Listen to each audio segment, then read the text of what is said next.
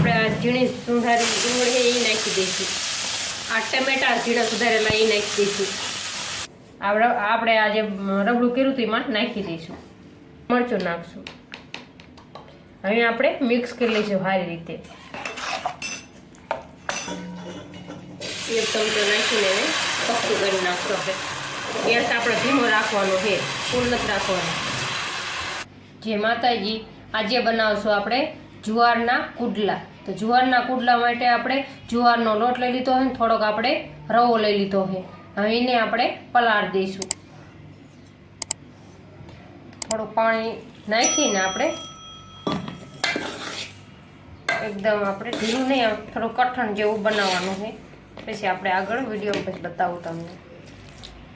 આ રીતે આપણે પલાળી દીધું છે. અને સ્વાદ પ્રમાણે આપણે મીઠું નાખી દઈશું.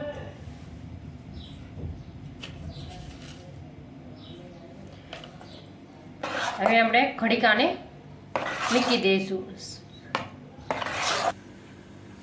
તેલ આપણું આવી ગયું છે. હવે રાઈ નાખી દઈશું. થોડું જીરું નાખી દઈશું. એક ચમચી હિંગ નાખી દઈશું. હવે એક મરચું નાખી દઈશું. આ રીતે આપણે આ ઝીણી સુધારી ડુંગળી એ નાખી દઈશું.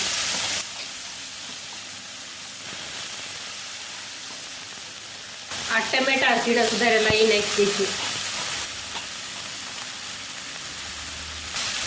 આ કેપ્સિકમ છે એ નાખી દઈશું.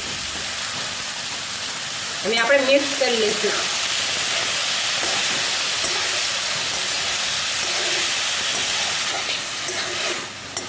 બે મિનિટ આપણે ચડવા દેવાનું છે, જાદુ નહીં. મીડિયમ ગેસે આપણે ચડવાનું છે 2 મિનિટ. આપણે 2 મિનિટ ચડવી લીધું છે. હવે આપણે નીચે ઉતારી લઈશું અને આપણે ઘડીક ઠરવા દઈશું.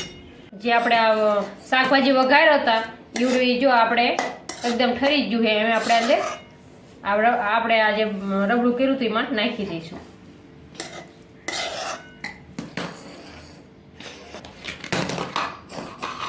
હવે આપણે અંદર નાખી દીધું છે આપણે જ્યાં વઘાર કર્યો હતો એ. હવે આપણે થોડાક ધાણા નાખશું. સહેજ આપણે લાલ મરચું નાખશું. હવે આપણે મિક્સ કરી લઈશું સારી રીતે. સહેજ આપણે પાણી નાખશું. સહેજ જ નાખવાનું છે. બસ આપણે એટલું પાણી જો આ રીતે પડે. હવે આપણે તવો ગરમ કરવા મૂકી દઈશું. તવી એકદમ ગરમ થઈ ગઈ છે. હવે આપણે તેલ નાખી દઈશું થોડુંક. હવે આપણે એક ચમચો નાખીને પક્કું કરી નાખશું. આપણે ગેસ આપણે ધીમો રાખવાનો છે, ફૂલ નથી રાખવાનો. ધીમા ઓલે જ આપણે કરવાનું છે. જે સાઈઝના તમારે બનાવો એ સાઈઝના તમે બનાવી શકો.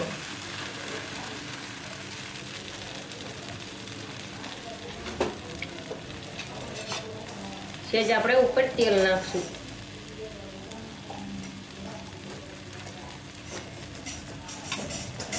સહેજ ગેસની આપણે વધારશું. ધીમા ઓલે આપણે કઢી ચડવા દઈશું.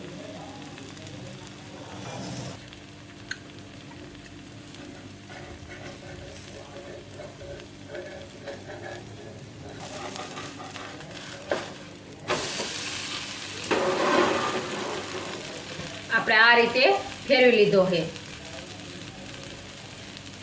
ધીમે ગેસે આપણે ચડવા દેવાનું છે આને. હવે આપણે નીચે ઉતારી લઈશું આને. તૈયાર છે આપણા જુવારના કુડલા. જો તમને અમારી રેસીપી ગમી હોય તો લાઈક કરો, શેર કરો અને અમારી ચેનલને સબસ્ક્રાઈબ કરો. બેલ આઇકન દબાવીને ના ભૂલતા કમેન્ટ કરજો તમને કેવા લાગ્યા જુવારના કુડલા. ત્યાં સુધી આવજો. Bye bye.